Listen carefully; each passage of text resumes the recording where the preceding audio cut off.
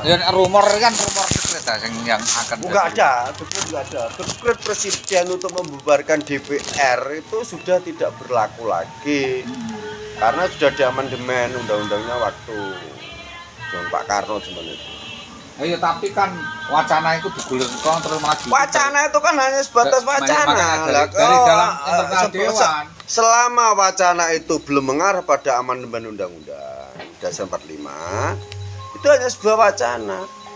Enggak akan terjadi. Neng kan membahas definisi dekret saja, tidak sampai ke kenyataan enggak. Definisi dekret itu yang didekretkan itu presiden dekret menghilangkan MPR apa MPR membuat dekret menjatuhkan presiden. Yang dimaksud dekret presiden itu. Aku kan enggak paham, Pak. Dekret itu kan yang mengeluarkan kan presiden. Nah, dekret presiden, bukan MPR ya? Bukan. Masa aku dekret MPR ada memasukkan presiden. Dekret presiden ada. Dekret presiden. Dekret presiden, dekret MPR enggak. Nah, fungsinya apa? Apanya? Biasanya dekret presiden fungsinya enggak, Pak? Kalau dulu loh ya. Kalau dulu itu kan kekuasaan penuh kan di tangan presiden. Waduh, zaman Pak Karno, makanya Pak Karno sempat dinobatkan sebagai presiden seumur hidup. Lah, ketika presiden seumur hidup, lantas orang-orang itu berpikir kalau presiden langsung seumur hidup berarti demokrasi mati. Demokrasi mati. Ya, bisa dikatakan demokrasi mati. Kenapa? Ketika presiden seumur hidup dengan otomatis akan membangun tampu tahta ya untuk melanggengkan kekuasaan, dalam tanda konteks nanti akan menjadi sistem monarki lagi. Wong kita bertekad untuk menjadikan NKRI di bawah kibaran bendera merah putih berasaskan Pancasila dan Undang-Undang 45 itu kan karena kita itu tidak mau memakai sistem monarki. Sebenarnya kan itu.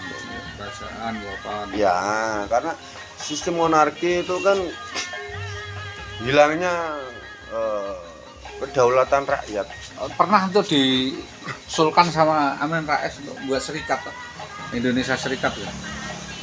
Dibuat distrik-distrik negara-negara kecil bagian. Indonesia Serikat itu bisa juga bisa terjadi, tetapi kan tidak semudah itu untuk membentuk negara Indonesia Serikat. Kenapa tidak semudah itu? Demokrasi kita kan masih kacau, gitu loh. Demokrasi kita jauh daripada kata nasionalisme. Kalau demokrasi kita itu sudah memahami sebuah ideologi yang namanya nasionalisme, itu mungkin bisa. Karena apa? Nasionalisme itu adalah kunci utama sebuah keutuhan negara.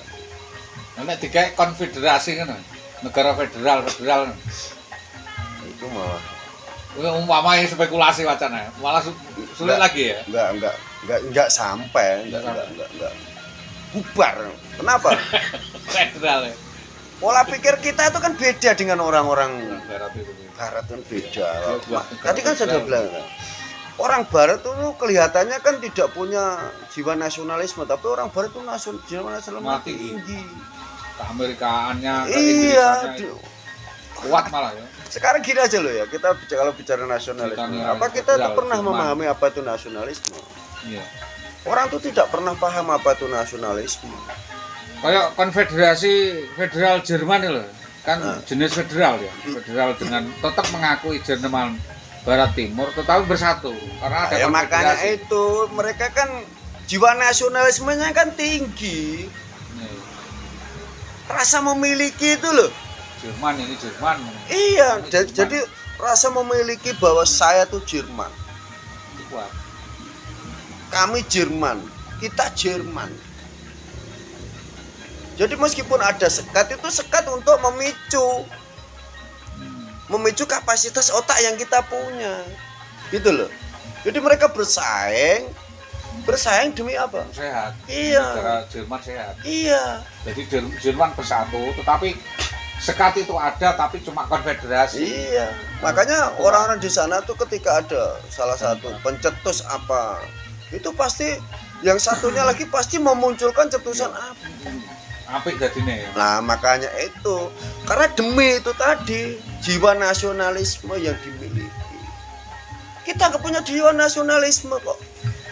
Ketika ada orang bicara nasionalisme, mereka yang songong-songong itu mengatakan yang aneh-aneh. Padahal mereka nggak paham tuh apa nasionalisme.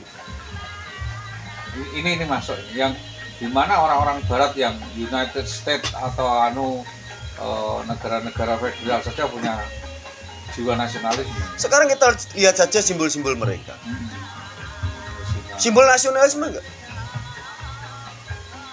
Kebudayaan mereka meskipun tidak diakui dunia atau tidak di ekspos atau tidak dikagumi oleh dunia, tetap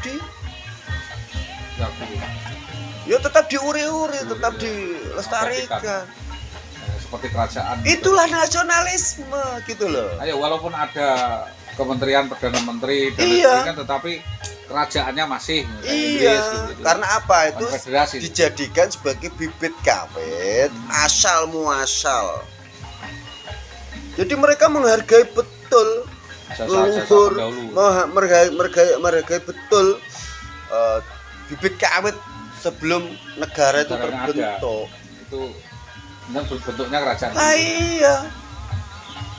Ketika mempunyai fosil, ketika mempunyai peninggalan bersejarah dan sebagainya itu dijadikan rujukan untuk menuju teknologi yang lebih maju.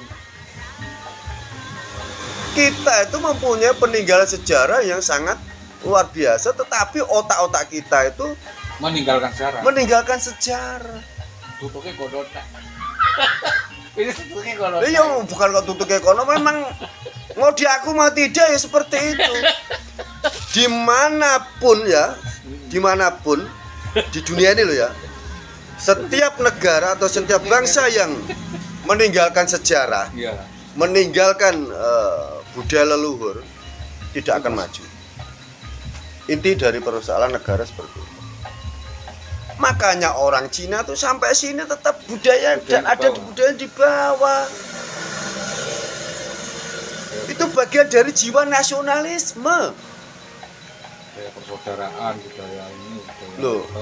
Tapi orang-orang itu kan nggak pernah paham apa itu nasionalisme. Yang dipikir nasionalisme itu ketika suaranya orang banyak, itulah nasionalisme, nasional sudah.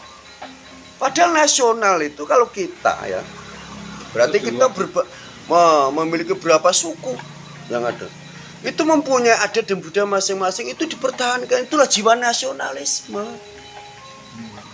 Gitu loh. Nasionalisme itu ya itu tadi.